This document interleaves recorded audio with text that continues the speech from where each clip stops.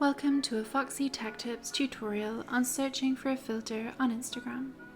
If you find this tutorial helpful, please consider subscribing to my channel and liking the video.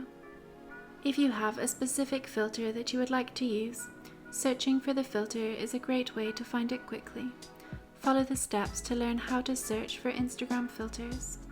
Open Instagram and swipe from left to right or tap the plus at the bottom to get to the posting screen. To search for a filter when posting a story, swipe the filters at the bottom from right to left. You need to swipe all the way to the end until you are on the search icon. Now tap on the icon to search for filters. Make sure that the bar at the top is swiped all the way to the right. You will see a search icon. Tap on that. Here you can search for the filter that you would like to use. Tap to select the filter.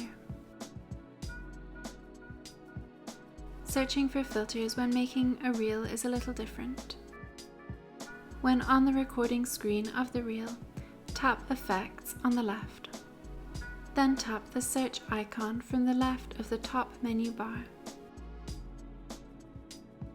You can now search for and select your filter of choice. And that draws an end to this tutorial.